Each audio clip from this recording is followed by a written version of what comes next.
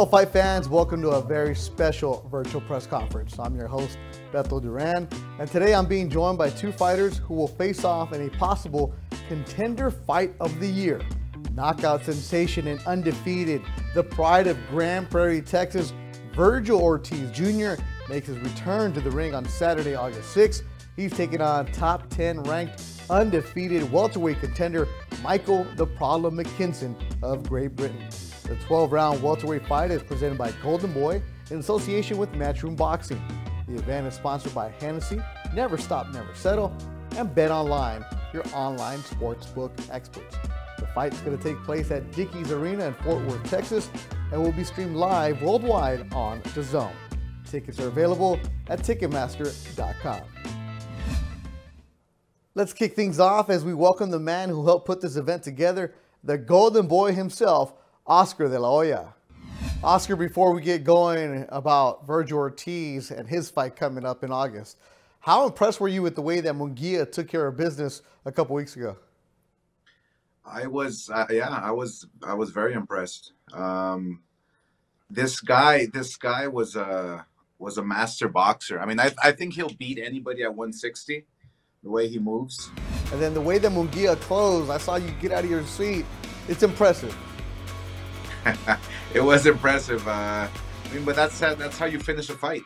That's exactly what you should be doing. You know, when you know, climbing the ladder and trying to fight for a world title, you have to impress. You have to get the knockouts. How impressed are you with your young stable right now? All our top fighters are literally one fight away from becoming world champions. So just like when I started Golden Boy, you know, we had all those world champions, and you know, they went somewhere else for reasons I can't say, but then we built world champions, and now we're building world champions again. So it's what we do. It takes time, but we're on the verge of having Virgil Ortiz, Jaime Munguia, Jojo, Ryan Garcia, you know, all these guys becoming world champions and becoming the face of boxing once again. And one of the fighters that you've built up from the beginning, and he started off as the opening fight, now he's the main event, is Virgil Ortiz. You love him, you love his work ethic, and it's just really good to see him back in the ring. How excited are you for this young man? Yeah, no, look, Virgil Ortiz, and I've always beat the drum on this. He's gonna be the most dangerous 147 pounder out there in the world today. You know, McKinson is no pushover, obviously. It's going to be a tricky, difficult fight for Virgil. I've heard McKinson say that, look, he's undefeated, he's hungry, he has a very awkward, weird style. But, you know, these are the types of guys that you have to get through in order to get to the top. And so, and it's funny because all the fighters at 147, believe me when I say this, are not going to fight Virgil Ortiz. They will be afraid of fighting Virgil Ortiz. That's how dangerous he is. But, you know, we have our ways, obviously, to go around everything. If a fighter doesn't want to fight Virgil Ortiz, then we have to literally force Virgil Ortiz on these champions through purse bids, through mandatories. We'll find a way. You will find a way with Virgil because he's a young man. It doesn't matter if he's the A side, B side. He said it without a doubt that he'll fight Bud. He'll fight Earl Spence. He takes those guys on. He doesn't care if he's the underdog. How much do you love that attitude? I love his attitude. He's you know, one thing about Virgil is that he's a finisher. You know, you have somebody hurt and he will just annihilate you. He will beat you down until you quit. He will beat you down until he knocks you out. He will beat you down until the referee stops the fight. So, you know, we have a gem on our hands, a gem of a fighter who is serious, who is hardworking, who is a no nonsense type of guy who just wants to become world champion and be the very best at 147. You know, the way fighters think today is so disappointing. You know, not wanting to take the toughest fights, not wanting to take the toughest challenges. So when we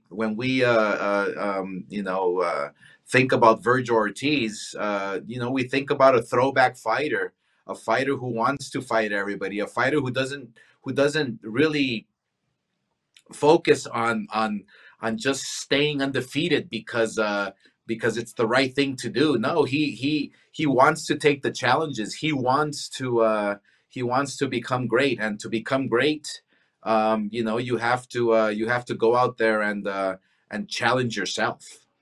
We saw him a year ago when he fought the Mean Machine, finished that fight. McKinson, the fight was delayed because of health issues, but now he has it in the main event, August 6th in Fort Worth, Texas. He is putting up a show every single time. Yet, Yep. Oscar, you've said it, it's not the problem on Virgil's side, it's the problem finding the opponents. Is that the problem with him? Well, it's not even finding the opponents. Look, I commend McKinson and the prior challenges that he's taken. Virgil Ortiz, the prior fights that he's been in, all his opponents, literally had balls, literally went in there, knowing that Virgil Ortiz is a tough guy to fight. But all these guys, they stood up and they got in the ring and they tried. With world champions today at 147, especially, it's like they want to keep their titles. They want to keep their undefeated records. They want to take the easy way out. Look, I understand a Crawford versus Errol Spence fight happening because that's the big mega fight. That's the unification.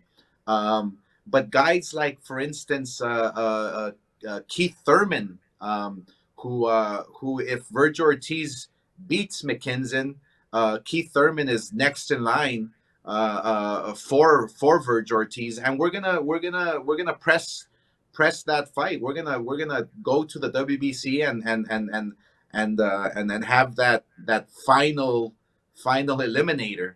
But those are the types of fights that you must take to get to a world title. So, look, whoever you are out there at 147, Virgil Ortiz is coming right after you. Oh, the golden boy, Oscar De La Hoya. You hear it in his voice. He's excited for Virgil and what he has this year, aren't you? I'm really excited. Virgil Ortiz is young, he's hungry, he's strong, he's motivated, and we're taking him to the top. That's basically it. Once the fighter gets inside the ring, it's his job to take care of business, and there's no better man to take care of business than Virgil Ortiz. And you'll see him in the ring August 6th in Fort Worth, Texas. Oscar, thank you very much. All right, thank you. See you August 6th, Fort Worth, Texas. Can't wait to be there. It's gonna be another great night of boxing. Now let's go across the pond and hear from the challenger, the undefeated Michael, the Problem McKinson. How disappointed were you when you found out that Virgil was unable to compete? I was like a balloon, a deflated balloon. It was a whirlwind week for me. Uh, Obviously, I prepared for 4 months, November to March, to fight Ortiz. And when I found out, I didn't believe it at first, and I just hung on to the hope that Golden Boy still wanted me on the show, and I couldn't dwell on it that much because I only had a few days to be able to get opponents, so I moved on from it very quick. I was told that I'd get the opportunity again. Did I believe it? Not really. But I'm blessed to have gotten the opportunity again because I deserve it. I've prepared to fight him once, so I deserve to come back for my opportunity. Coming into that fight, you were very, very confident. Now you have the experience of fighting in the U.S. How much can that help you? Yeah, I think my experience more than others, I've learned so much from my last trip to the US. With the way you guys handle things and the press, it's a lot more than the UK. So I'm glad that I've managed to experience it before getting this fight again. I know what to expect. And I think, like, since last time, I've had 10 more rounds experience. I'm a better fighter than before. And yeah, I look forward to coming back. Are you preparing any different for this fight? Well, I prepared 4 months to fight Ortiz. So I think with my extra experience and stuff like that, I'm stepping levels up, of course. I'm a different fighter than what I was 6 months ago. But Virgil's been out of the ring by the time the fight comes, it would be 51 weeks, I think. Is it 51 weeks? He's lost all of his momentum. So I have an advantage in that sense, So I'm here to ruin his chances in becoming world champion. Virgil's coming off the longest layoff of his career. He had a fight setback. Meanwhile, you've been very active. Is that an advantage for you? Yeah, well, I've only had the one fight because me and Virgil actually boxed on the same day last August, I think, the 14th of August, or that weekend. And obviously, I've only fought Alex Martin, but that is 10 rounds more experience than Virgil's had in the last year.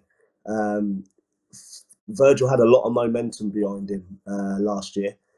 And by the time August 6th comes, he'd been out of the ring for 51 weeks. That's a long time for a 23-year-old, 24-year-old. So yeah, I have, like I said before, I have a bit of an advantage in that. I've stayed active, I've stayed healthy, and I've been getting that experience in. You've said many times that you want to fight Virgil Ortiz, but to fight him in his backyard, what are you thinking? I said I wanted to fight him maybe 2.5 years ago, was it, or 2 years ago? But I've taken gambles my whole career. If you look at my record and you studied my record, I've fought fighters in their backyard before. I've taken risks. I've been the B-side. I've been favoured to lose many times before. And that is the reason I am here today. That is the reason I'm going to America and getting these opportunities against Ortiz and etc. Because I've done things the hard way my whole career. So it's nothing new. Obviously, it's going to be a lot more hostile, and it's an even bigger occasion that I've ever experienced before.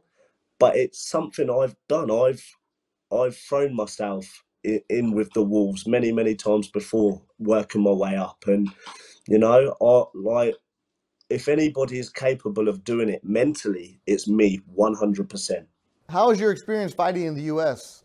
I loved it. For most fighters in the UK, it's a dream to go to America and fight. And I got given that dream a few months ago in LA. Regardless if I fought Ortiz or not, I still got to tick something off of my bucket list in having my US debut and fighting in front of the US fans. Like, it was a dream come true for me. And to come back and get the opportunity to come and fight Ortiz again is unbelievable. But one thing you guys must know, like, Ortiz is a great fighter and the world's watching him, but I'm not in awe of him. I respect him as a fighter. He speaks very well. He's humble and he's a hell of a fighter, but I'm not in awe of him. It seemed like you gained some fans from your last fight in Los Angeles. How was the reception from the boxing community to you? It was unbelievable. Obviously, I believe I gained more fans that I wasn't boxing Ortiz. When Ortiz unfortunately withdrew, a lot of the supporters become a liking to me. I impressed, and like the way I handled the whole week, they liked, and even the press, they treated me very well over there. You guys treated me very well over there, and I'd like to think I'd stayed as professional as I could when I was over there. So yeah, I gained a lot of supporters, and I'm sure I'll gain more when I come to Texas. We're now joined in studio representing Grand Prairie, Texas, Virgil Ortiz Jr. The pride of Grand Prairie, Texas, is going to be fighting in his backyard, Fort Worth, on August 6th at Dickies Arena. Virgil Ortiz, undefeated, knocking everybody out. But you don't care about that, right? It doesn't matter to you. It happens, it happens. Yeah. That's it, right? Let me ask the bad questions right now. How do you feel? I feel great. I feel 100%. I'm ready to go. And your last fight was canceled for you because of a health scare, and everything's taken care of. Everything's good with you now? No problems? No, everything's great. All right. Now, that's when I know Virgil's in the zone, when his answers are really short. That means you better ask good questions. I'm going to ask good questions here. All right. You're getting back in the ring August 6th in Fort Worth, Texas. How does it feel to represent Texas and have everybody come back support you? You know, it always feels great to fight back at home. You know, I have a lot of fans. I have a lot of supporters, a lot of teachers, people from school. You know, they love me over there. It always feels great just stepping into the ring, knowing everyone's behind me. Yeah, you're going to be fighting Michael McKinson, who was your original opponent earlier this year.